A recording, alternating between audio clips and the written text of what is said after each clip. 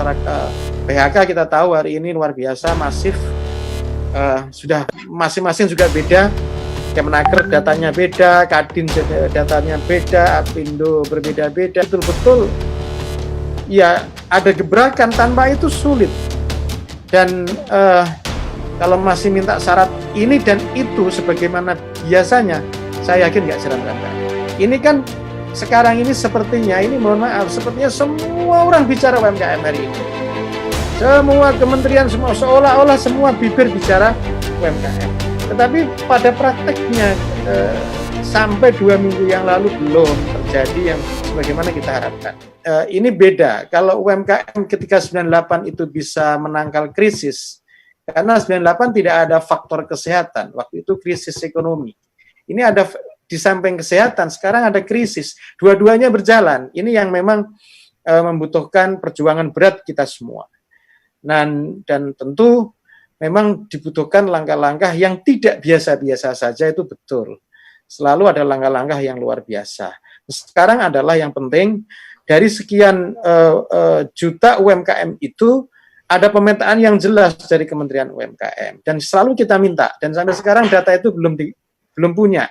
Jadi masih dalam proses untuk memetakan mana yang benar-benar kolaps, mana yang benar-benar sudah bisa diperjuangkan, mana yang kira-kira bisa dibantu, mana kira-kira yang bisa total dibantu. Jadi ada klaster-klaster yang memang kita membutuhkan data itu sehingga kita memberikan penanganan atau treatment itu lebih enak dan lebih tepat sasaran.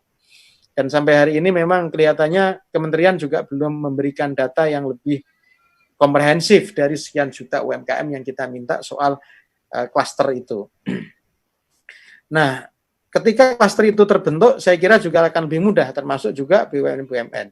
Nah, UMKM sendiri ini dikeroyok dari berbagai macam kementerian. Kurang lebih ada 7-8 kementerian yang mengkeroyok UMKM. Nah, saran saya adalah bahwa, dan sudah saya sampaikan juga kepada Menteri Koperasi dan UKM, memang Kementerian UKM ini, Koperasi dan UKM harus menjadi konduktor dari seluruh kementerian yang mensupport tentang UMKM itu. Tanpa ada konduktor, dia harus menjadi konduktor untuk semuanya, supaya tidak berjalan sendiri-sendiri. Karena selama ini juga berjalan sendiri-sendiri, yang ada seperti itu. Yang kedua adalah bahwa harus secara kuat untuk sesegera mungkin, di samping koordinasi konsolidasi, segera MOU secepatnya dengan kementerian-kementerian terkait. Ini memang pada level teknokrasi memang agak birokrasi agak sulit, karena saya juga pernah di dalam pemerintahan juga mengalami yang sama tentunya. Jangankan soal itu, soal data masing-masing menteri itu bawa data sendiri-sendiri di rapat kabinet. Lalu pertanyaannya data mana yang dipakai? Itu juga jadi persoalan. Soal data satu pintu, saya sudah sering ngomong karena saya pernah di dalam, berkali-kali di media massa maupun di rapat saya sudah ngomong bahwa data satu pintu itu penting dari semuanya. Bukan hanya UMKM, bansos, dan lain-lain itu.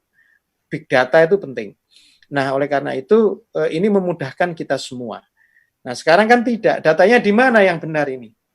Nanti ada kementerian lain punya data sendiri UMKM, nanti BUMN punya sendiri, nanti Kementerian UKM punya sendiri. Tanpa ada sinkronisasi data satu pintu, saya kira juga akan mempersulit proses koordinasi. Itu yang pertama. Yang kedua. Yang ketiga adalah soal akses permodalan.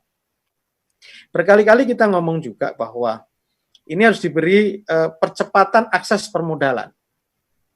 Syaratnya tidak berbelit-belit dan harus dipotong seluruh birokrasi itu yang berbelit-belit termasuk regulasinya, supaya ini cepat tumbuh dan cepat berjalan UMKM kita ini di masa yang sulit ini. Nah, kita dorong betul supaya perbankan, terutama perbankan BUMN kita, dan sudah ditugasi oleh pemerintah, oleh Kementerian BUMN, BRI yang salah satunya untuk ditugasi untuk menangani UMKM ini. Kebetulan 2-3 hari yang lalu memang sudah ada rapat soal ini dengan BRI, dan komitmen BRI adalah salah satunya membantu UMKM. Dan ditugasi selain BRI ada Waskita Karya, ada PP, ada macam-macam PMN yang ditugasi untuk membantu UMKM melalui BUMN. Ini untuk mempercepat proses. Nah, sekarang pertanyaannya tadi yang saya dengar terakhir adalah bagaimana caranya? Nah, ini sekali lagi, ini pemerintah harus mau tidak mau memberikan edukasi, sosialisasi kepada masyarakat luas, terutama adalah kelompok-kelompok UMKM. Ini loh caranya yang cepat. Kalau masih seperti yang kemarin-kemarin, tidak akan terlaksana itu. Itu betul.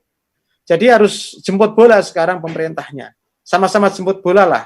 Yang UMKM-nya juga jemput bola, proaktif, pemerintahnya juga proaktif. Nah, soal permodalan ini memang juga termasuk harus hati-hati karena banyak proposal yang masuk, nanti satu orang bisa membuat 10 atau 8 proposal. Ini yang harus kita antisipasi juga untuk dalam rangka mengakses permodalan itu. Memang harus seselektif mungkin. Nah, oleh karena itu maka sekali lagi akses permodalan sudah dibuka, tergantung pelaksanaannya sekarang. Regulasi harus dipangkas, birokrasi harus juga dipangkas juga, birokrasi yang melayani, yang responsif, bukan birokrasi yang seperti selama ini. Nah, itu salah satu yang kita tekankan berkali-kali. Jadi, akses permodalan terhadap UMKM memang mau tidak mau wajib untuk sesegera mungkin diluncurkan bersama-sama. Dan ini tahu betul, masyarakat tahu, terutama masyarakat PHK kita tahu hari ini luar biasa, masif, sudah masing-masing juga beda, Kemenaker datanya beda, Kadin datanya beda, Apindo berbeda-beda, macam-macam beda-beda. Ini juga tidak bagus. Sebetulnya memang harus data sekali lagi satu pintu. Nah, termasuk clustering juga harus jelas juga. Oleh karena itu maka salah satu yang penting permodalan. Kemudian yang keempat adalah soal UMKM ini yang sudah kemarin, karena masih pada implementasi di lapangan, itu memang pelaku UMKM masih sulit untuk mengakses permodalan. Bahkan untuk 10-20 juta saja, itu juga sulit. Ini memang harus betul-betul, ya ada gebrakan, tanpa itu sulit. Dan kalau masih minta syarat ini dan itu sebagaimana biasanya, saya yakin nggak jalan UMKM. Ini harus betul-betul ya seperti ada dalam tanda kutip agak spekulatif memang, di samping memang harus selektif terhadap UMKM yang diberikan modal. KUR misalnya selalu tidak habis penyerapannya. Di samping tidak habis penyerapannya hanya berapa persen, lupa saya angkanya, tetapi bahwa KUR sendiri juga syaratnya berbelit-belit juga masih di bawah. Kemudian yang kemarin ada restructuring untuk tidak diuber-uber yang punya pinjaman itu ternyata di bawah di lapangan juga masih diuber-uber oleh bank, sama aja. Jadi instruksi dari atas itu tidak jalan di daerah-daerah. Itu yang menjadi keluhan kita semua, sehingga kontribusi UMKM dalam rangka recovery ekonomi nasional ya tentu harus memang butuh penanganan khusus dan menjadi perhatian nasional kita. Ini kan sekarang ini sepertinya, ini mohon maaf, sepertinya semua orang bicara UMKM hari ini. Semua kementerian, semua seolah-olah semua bibir bicara UMKM. Tetapi pada prakteknya sampai 2 minggu yang lalu belum terjadi yang sebagaimana kita harapkan. Sampai Presiden marah-marah itu belum terjadi memang. Nah, oleh karena itu maka ya mudah-mudahan setelah ada warning dari Presiden itu, nanti rapat berikutnya ini malah apalagi ini sudah menjelang reses sebetulnya, itu sudah ada progres minimal dari warning yang disampaikan Presiden dan termasuk masukan-masukan dari kita semua sebagai mitra kerja Kementerian Koperasi dan UMKM, termasuk juga mitra kerja dari Kementerian BUMN dan mitra-mitra kerja kementerian yang lain yang mensupport UMKM ini bisa segera terrealisasi dengan baik. Tentu kita akan melakukan pengawasan secara terus-menerus dan menagih apa yang sudah menjadi progres, ada atau tidaknya progres yang sudah dilaksanakan.